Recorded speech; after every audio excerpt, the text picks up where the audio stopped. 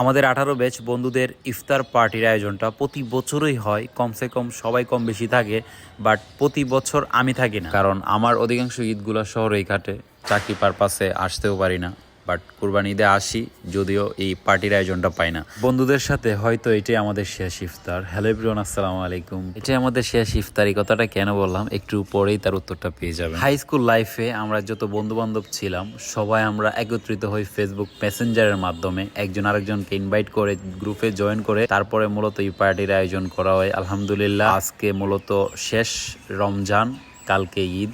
সে উপলক্ষে আমরা বন্ধুরা সবাই মিলে একটা ছোটখাটো আয়োজন করি।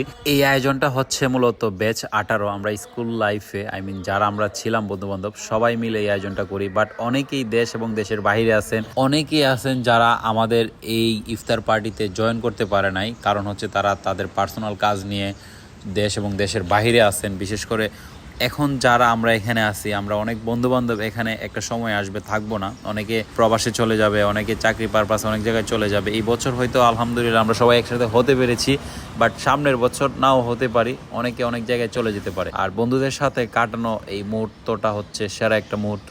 আর এখন মূলত আমরা সবাই একসাথে হতে পারছি, তার কারণ হচ্ছে আমরা এখানে অনেকেই চাকরিজীবী না, অনেকেই ব্যবসায়ী না, অনেকেই এখন বাপ মার হোটেলে খাইতেছি, যার কারণে গ্রামে আছি, সবাই জয়েন হইতে পারছি। বাট নেক্সট ইয়ার দেখা যাচ্ছে যে আমরা সবাই প্রায় অধিকাংশ মানুষ আমরা চাকরি পারপাসে বা কাজে এক একজন এক এক জায়গায় চলে যেতে পারি। সেজন্য বললাম যে এটাই হইতে পারে আমাদের শেষ ইফতার। অনেকে আছে যে, যেমন আশু বাই চান্স ও বিদেশ যাওয়ার চিন্তা ভাবনা করতেছে, ও যদি চলে যায় সামনের বছর কিন্তু থাকবে না। যেমন ফয়সাল চিন্তা ভাবনা করতেছে বিদেশে চলে যাবে, সে যদি চলে যায় সামনের বছর থাকবে না। আমাদের 18 ব্যাচ বন্ধুদের ইফতার পার্টির আয়োজনটা প্রতি বছরই হয়। কমসে কম সবাই কম বেশি থাকে, বাট প্রতি বছর আমি থাকি না, কারণ আমার অধিকাংশ ঈদগুলো শহরেই কাটে। চাকরি পারপাসে আসতেও পারি না, বাট কুরবানি ঈদে আসি, যদিও এই পার্টির আয়োজনটা পাই না। আলহামদুলিল্লাহ, এই ঈদে যেহেতু বাড়িতে আছি সেজন্য আর মিস করলাম না, এই পার্টিতে জয়েন করে ফেললাম। আলহামদুলিল্লাহ, নেক্সট ইয়ারও ইনশাআল্লাহ বাড়িতে থাকবো, আল্লাহ যদি বাছাই রাখে। আলহামদুলিল্লাহ, আজকের দিনটা ছিল আমাদের কাছে অনেক সুন্দর একটা দিন। বাট সবচেয়ে খারাপ লাগতেছে এটা যে 5টা বাজে থেকে আমাদের কথা ছিল সবাই মাঠে থাকার কথা, বাট সবাই 5টা বাজে থাকতে পারে, কেউ 5:30 বাজে আসছে, কেউ 6টা বাজে আসছে, যার কারণে আমরা একটা গ্রুপ পিকচার নিতে পারি নাই। এটার জন্য হয়তো অনেক খারাপ লাগছে। বাট নেক্সট ইয়ারে বা ঈদের মধ্যে আবার ফ্রেন্ড সার্কেল সবাই একসাথে হয়ে চিন্তা করবে একটা গ্রুপ পিকচার নেওয়ার জন্য।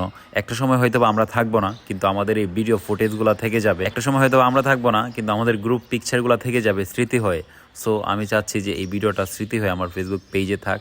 আমাদের অনেক বন্ধু আছে ভিডিওটা দেখবে আর আফসোস করবে কেন যে ইফতার পার্টিতে অ্যাটেন্ড করতে পারলাম না। যাই হোক, নেক্সট ইয়ারে অবশ্যই তোমরা থাকার চেষ্টা করবা। কোনো এক সময় 2-3টার বাপ হয়ে গেলে যাতে ভিডিওটা দেখে আম করে স্মরণ করতে পারো।